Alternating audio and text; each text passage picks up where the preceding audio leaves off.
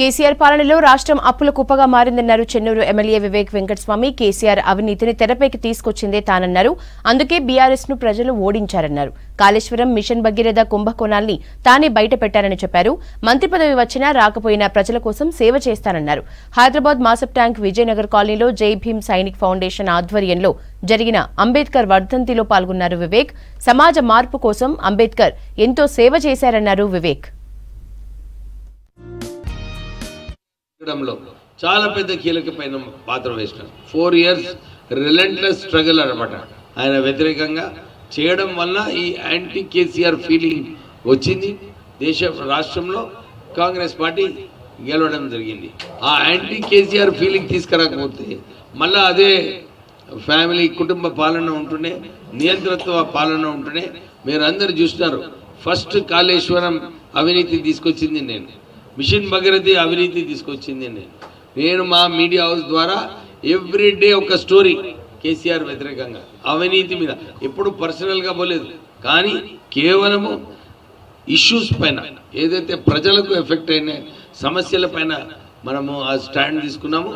దాంతో ఈరోజు ఎందుకంటే మనమందరము మంచి తెలంగాణ వస్తుంది అనుకున్నాము, కానీ ఇది కుటుంబ తెలంగాణ అయిపోయింది, ఆ అహంకార తెలంగాణ అయిపోయింది.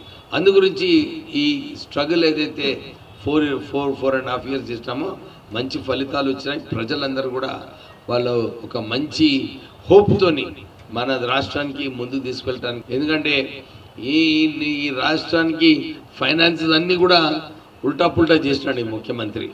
అప్పులు తీసుకోవడము, ఇష్టం వచ్చినట్టు ఖర్చులు పెట్టడము. కాళేశ్వరం ప్రాజెక్ట్ 1,00,000 కోట్ల రూపాయలు, ఇప్పటి వరకు ఒక్క బొట్టు నీళ్లు రాలేదు 5 సంవత్సరాలు. దాని మిద్దే 50,000 కోట్ల రూపాయలు. అంటే ఇదంతా ఎవరి భారం, ఎవరి మీద ఉంటుంది? మన మీద భారం. అంటే ఇలాంటి ఇంత మంచి మిగులు బడ్జెట్ ఉన్న రాష్ట్రాన్ని 6,00,000 కోట్ల రూపాయలు అప్పు చేసి ఈ రాష్ట్రాన్ని ఒక అప్పుల రాష్ట్రం చేసిన ఘనత కేసీఆర్ది. దీన్ని సరిదిద్దే అవసరం ఉన్నది. నేను మా ముఖ్యమంత్రి రేవంత్ రెడ్డి ఛార్జ్ తీసుకుంటేనే వారికి చెప్తాను, ఒక మంచి వైట్ పేపర్ ఈ ఫైనాన్సెస్లో ఈ అవకతవకలు ఏదైతే కేసీఆర్ చేస్తున్నాడో, ఈ రాష్ట్రాన్ని బడ్జెట్ ఫైనాన్షియల్ సిస్టమ్ని కొలాప్స్ చేస్తున్నాడు. ఎందుకంటే ఎక్కడైతే కమిషన్లు వస్తాయో అక్కడనే పేమెంట్స్ చేయడము, మంచి సెక్రటేరియట్ ఉన్నాయి దాన్ని కూలగొట్టి 1,200 కోట్ల సెక్రటేరియట్ కట్టడము. Mission Bhagiratha RWS rural water supply scheme ఉండే మన దగ్గర 70% ఇంప్లిమెంట్ అయింది. ఈరోజు దాంట్లో కూడా ఒక 80,000 కోట్ల రూపాయలు ఖర్చు పెట్టి ఇప్పటి వరకు మిషన్ భగీరథ నీళ్ళు ఇవ్వలేదు.